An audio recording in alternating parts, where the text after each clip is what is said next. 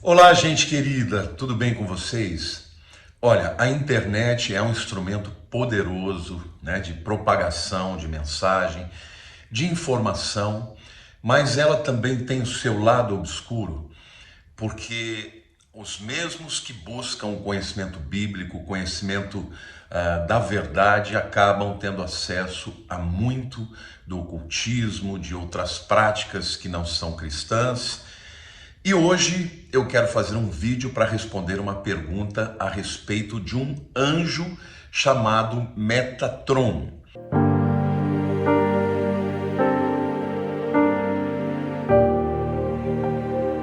Que na tradição judaica e no cristianismo místico é um anjo muito poderoso, segundo alguns o mais poderoso, ou até mesmo um serafim.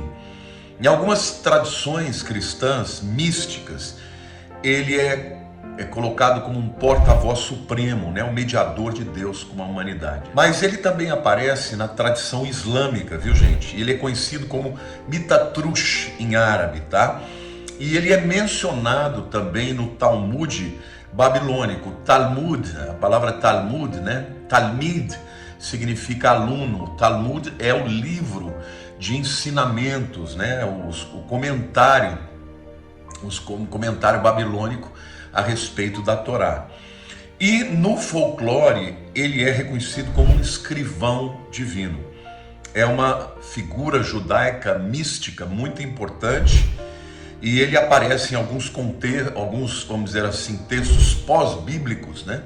E sempre ocultistas, e lhe atribuem inclusive a invenção do tarô, né? Aquele jogo de cartas e tal. E alguns afirmam que o significado do nome significa o guardião ou o vigia, ou ainda aquele que protege. Bom, a verdade é que um judeu do século I, Elisha ben Abuya, como está relatado no Talmud, ele recebeu a permissão divina de entrar no paraíso. E quando ele chegou lá, ele viu o Metatron sentado, né? Até mesmo essa é uma ação que, segundo ele, somente Deus pode estar sentado nos céus. Então, ele começou a acreditar, né? O Elisha acreditou que ele era o próprio Deus, ou um Deus, né? E diante disso, o anjo, o Metatron, ele recebeu 60 golpes de bastão de fogo. Para quê? Para ficasse claro de que não era Deus mesmo, né? Agora, existem outras aparições de Metatron na literatura judaica clássica, tá? Principalmente no livro de Enoque. Aqui eu quero fazer um parêntese. Muita gente pensa e confunde o livro de Enoque com o personagem Enoque lá do livro de Gênesis. Eles não são as mesmas pessoas. O livro de Enoque, na verdade, é uma composição de livros, foi escrito perto dos séculos 2 e 1 antes de Cristo. E o Enoque mesmo, estamos falando aí de 5.000 anos atrás, tá?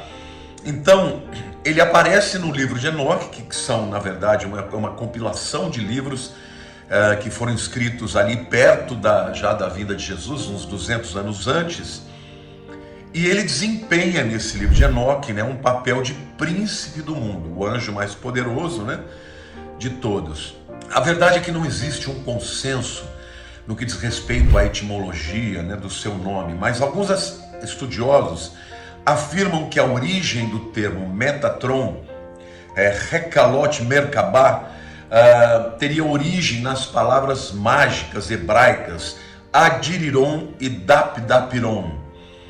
Outros sugerem que significa o guardião vigia, ou ainda o que protege, né? E sugerem também que este nome foi retirado dos persas da palavra Mitras. Bom, em referência ao Talmud, o Metatron, ele é identificado com a alma do Messias, tá? Não que ele é o Messias, mas a alma do Messias.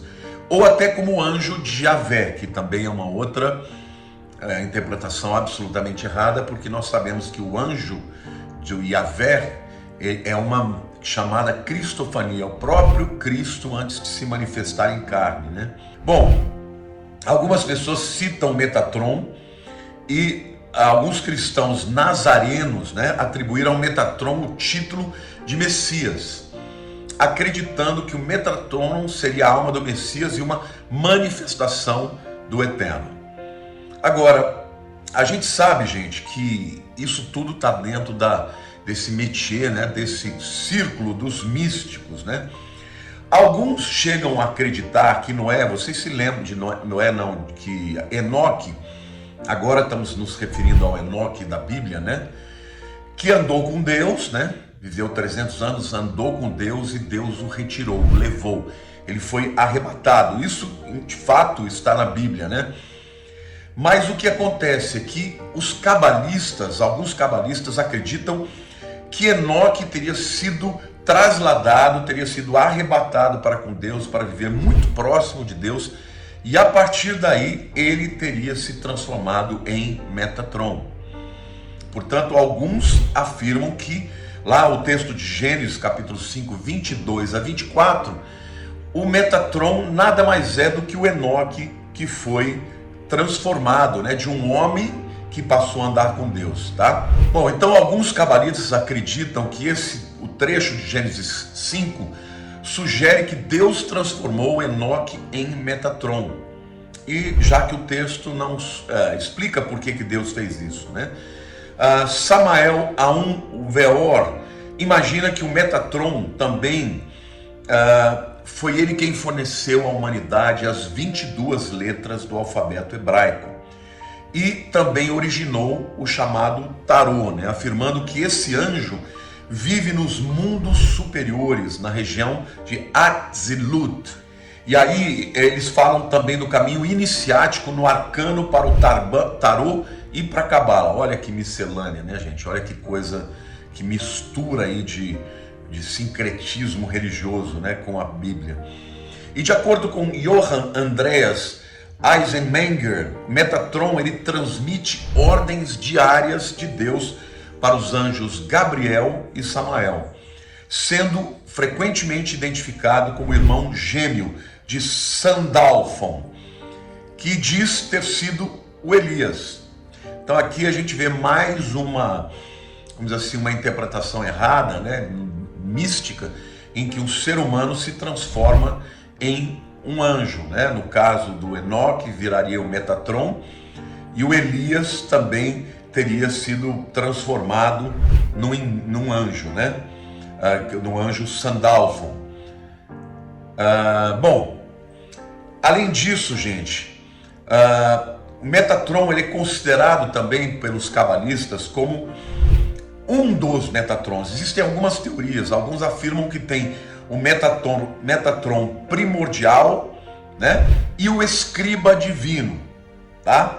E aí então ele seria na verdade uma emanação da causa das causas, uma 10ª e última emanação identificando com a presença divina da Terra. Ou seja, alguns afirmam que só tem um Metatron, mas outros afirmam que seriam emanações, né, vamos dizer assim, do espírito da divindade de Deus e até do Messias, né? E que Deus, embora Metatron não seja Deus, ele se manifesta através de Metatron. Gente, veja que heresia brava, né? Nós sabemos que Jesus é a manifestação exata da pessoa de Deus, né? Algumas vezes o Metatron também é confundido com o arcanjo Miguel, até pelo fato de que ele recebe os mesmos títulos e funções. Mas, segundo os estudiosos, aí o Metatron, ele é superior, claramente superior em hierarquia a Miguel, embora Miguel na Bíblia seja visto como o anjo de maior hierarquia. Aliás, a palavra arcanjo, né? O arcanjo Miguel, arque é a palavra que significa primeiro, primeiro anjo de maior estatura, né?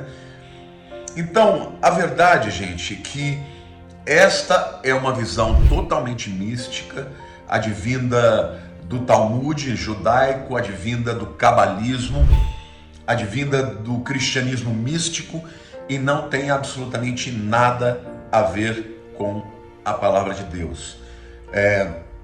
Metatron é um anjo mencionado de fato historicamente, mas muito posterior, né? Não está nos textos bíblicos, está no livro de Enoque, mas o livro de Enoque, como eu disse a vocês, ele foi escrito, não é um livro só, é mais do que um livro, e foram compilados ali por volta do segundo século antes de Cristo. E ele então ele é parte de um forte sincretismo que envolve tarô, cabala, cristianismo místico, esoterismo e daí por diante. Então, queridos, eu estou aqui fazendo esse vídeo para explicar a vocês a respeito deste anjo que está em moda aí. Tem muita gente, até cristãos, falando sobre ele, mas não é bíblico e ele de fato não existe, tá? Porque o anjo mais poderoso na Bíblia é visto como o arcanjo Miguel. E a Bíblia não mencionou este anjo e, portanto, nós não cremos que ele seja absolutamente nada daquilo que tem sido explanado aí na internet e por aqueles que estudam mais profundamente o misticismo. Tá bom? Eu espero que você tenha gostado do vídeo, eu espero que você compartilhe, mas sobretudo eu quero trazer uma grande advertência. A Bíblia diz que nos últimos dias muitos apostatariam da fé, dando ouvido a doutrinas de demônios e espíritos enganadores. Então, cuidado, a palavra de Deus é que é a fonte de verdade de tudo aquilo que Deus quis nos revelar. Tudo que estiver fora dela, não aceite como verdade, porque junto com isso pode vir o espírito de engano. Um beijo grande no coração de todos. Quero dizer que se você ainda não se inscreveu no meu canal, seria uma honra que você o fizesse. Que Deus te abençoe. Comente aí o que você achou, coloque a sua opinião, eu vou adorar ler e vou adorar também responder perguntas no próprio vídeo, para que você de alguma maneira tenha a sua vida enriquecida por esse conhecimento. Beijo para todo mundo, fiquem com Deus.